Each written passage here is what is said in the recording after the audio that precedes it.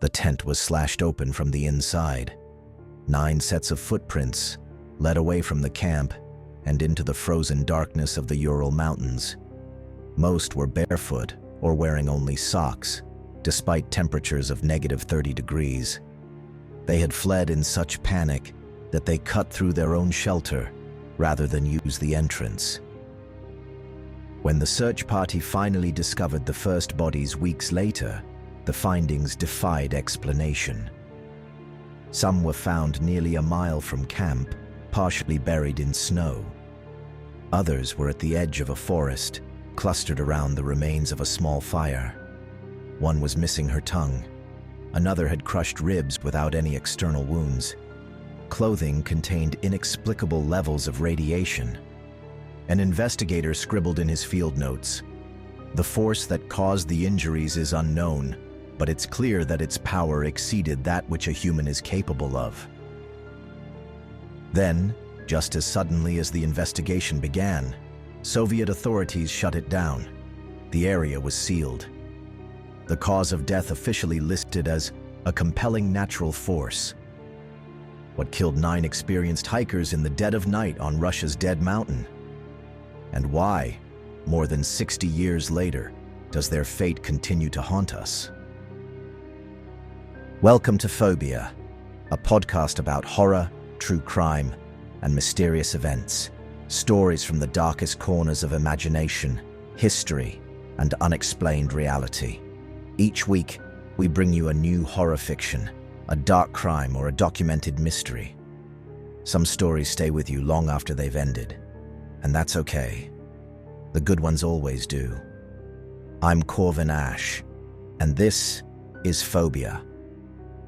On the night of February 1st, 1959, 9 young Soviet hikers died under mysterious circumstances in the northern Ural Mountains of Russia. What makes this case particularly disturbing isn't just the bizarre manner of their deaths, but the contradictory evidence surrounding them. Experienced outdoors people who inexplicably fled their tent without proper clothing. Bodies with traumatic injuries, but no signs of struggle. Traces of radiation on their clothes, and strange orange lights reported in the sky that night. The incident occurred at a location now known as Dyatlov Pass, named after the group's leader, Igor Dyatlov. For decades, the mystery was shrouded by Soviet secrecy, with case files classified and the area restricted from public access. Even when documents were finally released after the fall of the Soviet Union, crucial pieces appeared to be missing. Tonight, we'll climb that frozen mountain and examine the evidence, theories, and lingering questions about one of the most enduring mysteries of the 20th century. Was it an avalanche? Military testing gone wrong? Indigenous tribes defending sacred ground? Or something far more disturbing that defies conventional explanation? Join me as we retrace the final steps of the Dyatlov group and confront the darkness that waits on Dead Mountain. To understand the mystery of Dyatlov Pass, we must first understand who these 9 people were and the world they inhabited. The year was 1959. The Cold War was intensifying. Sputnik had launched just 2 years earlier, and the Soviet Union was racing to showcase its scientific and technological prowess. It was an era of ambition, secrecy, and national pride. The Ural Polytechnic Institute in Sverdlovsk, now Yekaterinburg, was one of the Soviet Union's premier technical universities. It was from this institution that our 9 hikers emerged, all experienced in mountain expeditions and outdoor survival. Most were in their early 20s, engineering students with bright futures ahead of them. The group was led by 23-year-old Igor Dyatlov, described by friends as methodical, responsible, and exceptionally capable in the wilderness. He had organized numerous successful expeditions before. His second-in-command was Yuri Yudin, who would have been the 10th member of the expedition had illness not forced him to turn back early. A twist of fate that saved his life and gave us our only first-hand account of the group's final days. The other members included Lyudmila Dubinina, 20, a determined and energetic economics student. Yuri Doroshenko, 21, a radio engineering student known for his physical strength. Zinaida Kolmogorova, 22, described as the heart of the group, studying radio engineering. Alexander Kolevatov, 24, a physics student with a meticulous scientific mind. Rustam Slobodin, 23, a mechanical engineering student and experienced mountaineer. Nikolai Thibault Brignol, 23, a geology student of French extraction. Semyon Zolotaryov, 38, the oldest member and a World War II veteran. Yuri Krivonishenko, 24, a construction and technical engineering graduate. Their planned route was ambitious, but not reckless, a 190-mile ski trek through the northern Urals. They would reach the mountain Otorten, whose name in the local Mansi language translates roughly to "don't go there." The group kept detailed diaries and took numerous photographs, leaving us an intimate portrait of their journey up until the final night. The expedition began on January 25, 1959. The group traveled by train to Ivdel, a small town at the edge of wilderness, then took a truck to Vizhai, the last settlement before the deep backcountry. From there, they began skiing north toward their destination. On January 28th, Yudin, suffering from sciatica, made the difficult decision to turn back. He later recalled saying goodbye to his friends, watching them ski into the vast whiteness. He described them as being in excellent spirits, confident and well-prepared. None showed any signs of concern. Their diaries and cameras, recovered later, document the next several days of steady progress. Photos show them smiling, cooking meals together, setting up camp each evening. Their final diary entry on January 31st mentioned worsening weather conditions and a decision to establish a camp on the slopes of Kholat Syakhl, the mountain whose Mansi name translates as Dead Mountain. Their plan was to cross the pass the following day and begin the ascent of Otorten, which was only about 6 miles away. But they would never reach it. What we know about their final campsite comes from the subsequent investigation. The group had set up their tent on the open slope of Kholat Syakhl, about 10 miles from Otorten. This location choice has puzzled investigators for decades. The spot was exposed to the elements, about 980 feet below the summit, when they could have camped in the nearby forest with better protection from the wind. Yet all evidence suggests they deliberately chose this location and set up camp properly. They had dinner together. They may have played some music. A mandolin was found among their belongings. Based on their recovered diaries and the state of the campsite, nothing seemed amiss. 9 experienced young hikers settled in for the night on the slope of a mountain in the northern Urals. Hours later, they would all be dead. When the group failed to send a scheduled telegram on February 12th, confirming their return to Vizhai, there was initial little concern. Delays were common in such expeditions. But as days passed with no word, families and fellow students began to worry. On February 20th, nearly 3 weeks after the incident, a search and rescue operation was launched. What the search party discovered would become one of the most perplexing mysteries in the archives of unexplained deaths. The search party's first discovery was the abandoned tent on the slope of Kholat Syakhl. It was half collapsed under snow, but what immediately struck the rescuers was that it had been cut open from the inside. Someone had slashed through the canvas wall with a knife. Inside, they found all the group's belongings neatly arranged: food, cameras, extra clothing, shoes, 9 backpacks lined up, a pot of food on a stove. Everything suggested the group had been preparing for sleep. Some had partially undressed, but then something urgent and terrifying, had caused them to cut through their own shelter and flee into the Arctic night without proper clothing. From the tent, The search party found 9 sets of footprints leading down the slope toward the forest edge about a mile away. The prints showed that some people were wearing only one shoe, or just socks, or even barefoot in the frozen snow. The tracks indicated they had walked away from the tent, not running in panic, but walking deliberately, in single file. The first 2 bodies were discovered at the edge of the forest, beneath a large cedar tree. Yuri Krivonyshenko and Yuri Doroshenko lay by the remains of a small fire. They were shoeless and dressed only in underwear. Branches on the tree had been broken up to 15 feet high, suggesting someone had climbed it, perhaps to look for something, or to escape from something. 3 more bodies were found between the cedar tree and the tent: Dyatlov, Kolmogorova, and Slobodin. Their positions suggested they had been attempting to return to the tent when they died. Each was found separately, at different distances, as if they had fallen one by one in the desperate trek back uphill through deep snow and bitter cold. It took more than 2 months to locate the remaining 4 victims.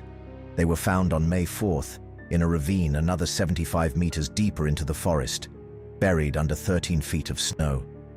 Dubinina, Zolotaryov, Thibaut Brignol, and Kolevatov had apparently survived longer than their companions.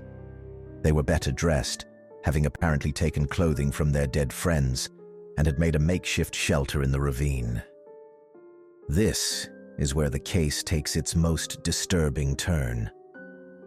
The first 5 victims had apparently died of hypothermia, a tragic but straightforward explanation given their lack of proper clothing. But the 4 in the ravine told a different story. Nikolai Thibaut Brignol had suffered massive skull damage, a crushing blow that doctors compared to being hit by a car. Lyudmila Dubinina and Semyon Zolotaryov had major chest fractures, with ribs and chest bones broken with such force that the Soviet forensic expert noted it would require pressure of over 700 kilograms, yet their skin showed no external bruising or wounds. Even more disturbing, Dubinina was missing her tongue, eyes, part of her lips, and facial tissue. Later examination of their clothing revealed another strange detail. Some clothes contained significant levels of radiation, up to 4 times normal background levels. Tests showed traces of radioactive metal, though the specific type was not identified in the reports. Several of the victims' skin had acquired a strange orange-brown tan, despite it being the middle of winter in the Arctic. Some of their hair had turned gray, despite their young age. This is typically a symptom often associated with exposure to extreme fear. The investigation was led by prosecutor Lev Ivanov. His initial report stated that the hikers' deaths were caused by a compelling natural force. According to documents that emerged decades later, Ivanov claimed he had been pressured by high-ranking regional officials to close the case without full explanation. The investigation files were classified as secret, and the area was closed to hikers and tourists for 3 years. Adding to the mystery were statements from other people in the region. Weather Service employees reported seeing strange orange spheres in the sky over the mountains on the night of the incident. These sightings were corroborated by witnesses in adjacent areas and by another group of hikers camping about 30 miles south who reported unusual lights in the northern sky. Local Mansi people were interviewed about potential involvement, but investigators found no evidence of human presence near the camp other than the hikers themselves. No footprints, no signs of a struggle or attack. Whatever had sent 9 experienced mountaineers fleeing into the deadly cold had left no trace of itself behind. The bodies were returned to their families and buried in Sverdlovsk. A monument was later erected at their gravesite, featuring 9 figures, 7 men and 2 women, with a memorial plaque reading, "In memory of those who died in an expedition to Otorten in February 1959. The case was abruptly closed in May 1959, shortly after the discovery of the final 4 bodies. The files were classified, the area restricted, and a terrible silence fell over the fate of the 9 hikers on Dead Mountain. In the decades since that February night, numerous theories have emerged, attempting to explain what drove 9 rational, experienced hikers to their deaths. Each has its advocates, each has its flaws, and none has definitively solved the mystery. The avalanche theory was initially the most straightforward explanation and the one recently endorsed by Russian authorities, who reopened the investigation in 2019. According to this theory, the group heard or felt the warning signs of an impending snowslide, cut their way out of the tent as the quickest escape route, and fled downhill to the forest edge for protection. Hypothermia claimed 5 victims, while the 4 who sought shelter in the ravine were killed when it collapsed under snow weight, explaining their traumatic injuries. Critics of this theory point to several inconsistencies.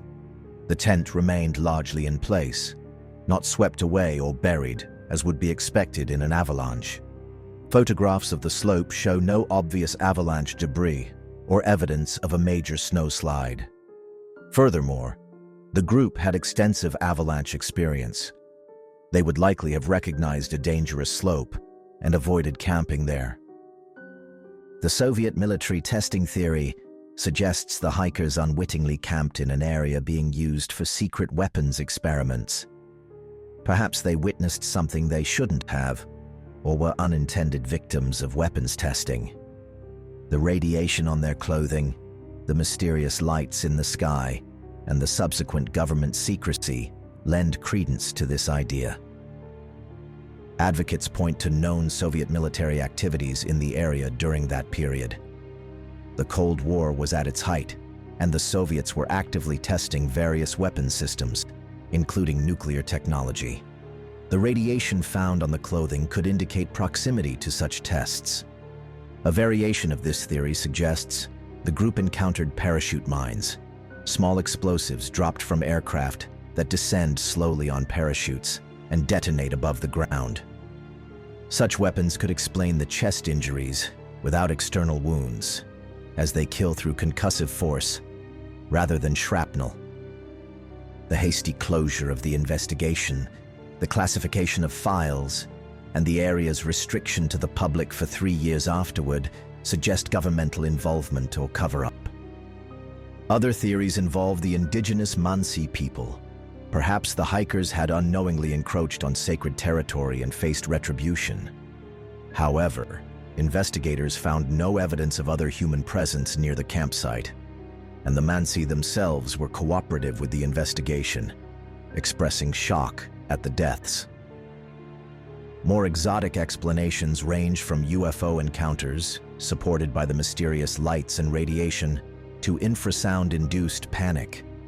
Infrasound, extremely low-frequency sound waves below human hearing range, can cause feelings of fear and panic. Certain wind patterns over the mountains could theoretically create such waves. Some theorists have suggested that one or more group members may have been KGB informants, as was common in Soviet educational institutions. Perhaps an internal conflict turned violent, or perhaps they were meeting someone who attacked them. The Yeti theory emerged from a single notation in the margins of the investigation files. Quote, "According to the latest information, the hikers were killed by the local people to protect their territory or in a fight with each other. Another version is that they were scared by UFOs, and another is that they were killed by a Yeti, a snowman." Unquote. This offhand remark gained traction in later years, especially when some claimed to find unknown footprints in photographs from the search operation. In 2019, Russian authorities reopened the investigation, eventually concluding that an avalanche was the most likely explanation, with poor visibility causing the group to lose their tent during their escape, leading to hypothermia. However, this official conclusion still doesn't adequately explain the radiation, the strange lights, or some of the more unusual injuries. Yuri Yudin, the 10th member who turned back due to illness, spent much of his life seeking answers about his friends' deaths. Before his own death in 2013, he stated, "If I had a chance to ask God just one question, it would be what really happened to my friends that night." Families of the victims have had varying responses to the theories. Some have accepted the avalanche explanation as bringing closure. Others continue to believe government activities were responsible and demand fuller disclosure of classified files they believe still exist. The Russian public's fascination with the case has never waned. It has become part of Soviet and post-Soviet folklore, a dark mystery from the Cold War era that represents larger questions about government secrecy, human vulnerability in the face of nature, and the unknown forces that might exist at the edges of our understanding. More than 6 decades after the Dyatlov Pass incident, we are left with questions that seem to resist definitive answers, perhaps because the full truth encompasses elements of multiple theories rather than a single neat explanation. Why did experienced hikers cut their tent from the inside rather than use the entrance? This suggests a level of panic or urgency that's difficult to reconcile with rational decision-making. If it was an avalanche threat, why not take a moment to grab essential clothing? If it was something external threatening them, what left no traces in the surrounding snow? The forensic findings continue to trouble investigators. How did Dubinina lose her tongue? Some experts suggest scavenging animals or decomposition in the stream where she was found. Others point out that other soft tissues remained intact, making selective decomposition unlikely. The chest injuries without external trauma remain medically perplexing. The force required to cause such damage typically leaves external evidence. Perhaps most puzzling is the radiation found on their clothing. While not at immediately lethal levels, it was significantly above background radiation. Some theorists suggest the group may have encountered waste from nuclear testing, or even components from failed missile tests that the Soviet military was recovering in the area. The Soviet government's handling of the case raises its own questions. Why was it classified for so many years? Why were certain pages apparently removed from the case files before they were released to the public in the 1990s? What information was considered too sensitive even decades after the incident? The original investigation's conclusion of a compelling natural force is both accurate and evasive. Something indeed compelled 9 people to their deaths. But the nature of that force remains elusive. In recent years, the Dyatlov Pass incident has gained international attention through documentaries, books, and films. The site has become a pilgrimage destination for mystery enthusiasts and adventure tourists, despite its remote location and challenging terrain. A monument now stands at the spot where the tent was found, bearing the names of the 9 victims. Local attitudes toward the site are complex. Some see it as haunted or cursed. Others view it as a sacred place of remembrance. Tour guides who lead groups to the pass report strange occurrences, equipment malfunctions, unexplained sounds, and intense emotional responses from visitors. Perhaps what makes the Dyatlov Pass incident so enduring is not just the bizarre circumstances, but what it represents. It occurred at the height of the Cold War, in a closed society where information was tightly controlled. It involved young people with promising futures ahead of them. And it happened in a remote wilderness where human vulnerability is laid bare against the indifferent force of nature. The mystery forces us to confront uncomfortable possibilities, that our governments may hide deadly secrets, that nature holds forces we don't understand, that human perception and memory are flawed, and that sometimes, when we venture into the wilderness, we encounter things for which our civilization hasn't prepared us. As one investigator noted years after the case, there are some mysteries that seem to resist solution, not because evidence is lacking, but because the truth lies somewhere in the complex intersection of multiple factors, some natural, some human, and some perhaps beyond our current understanding. The wind still howls over the dead mountain. Snow still blankets the slope where 9 young lives ended in terror and confusion. The cedar tree where the first bodies were found still stands, though it's now known to hikers as the Tree of Death. Visitors who make the difficult journey to Dyatlov Pass often leave tokens at the memorial: climbing gear, photographs, small stones carried from hometowns thousands of miles away. They come seeking answers, but often leave with more questions. As one recent visitor wrote in the site's logbook, "I came to solve a mystery. I'm leaving with a sense of something greater than any solution could provide." Perhaps that's the legacy of the Dyatlov Pass incident. Not just a historical mystery, but a reminder of human fragility against the backdrop of an indifferent universe. 9 young people ventured into the wilderness, carrying ambition, friendship, and the confident rationality of scientific minds. Something on that mountain, be it natural force, human malevolence, or something less easily categorized, shattered that confidence in an instant. In the end, the most haunting aspect isn't the bizarre evidence or conflicting theories. It's the moment of decision captured forever in that slashed tent. The moment when 9 people chose to flee into deadly cold rather than face whatever was coming for them. Whatever drove Igor Dyatlov and his friends into that fatal night continues to whisper from the mountains, reminding us that between what we know and what we fear lies a vast territory as unexplored as the remote peaks of the Urals themselves. Some mysteries aren't meant to be solved, they're meant to be carried, like the weight of fresh snow on ancient branches, until they become part of us. I am Corvin Ash, and this was Fobia, where stories move between reality and nightmare. Thank you for walking this path with me. If you liked this episode, consider following the show or leaving a review. It helps more than you know. You can find Fobia on social media at Fobia Podcast for a glimpse of what's coming next, or to share your own most unsettling stories. Next week, we'll return with something new, a dark case, a mind-bending mystery, or a blood-chilling story. Whatever it is, it will stay with you. Until then, stay safe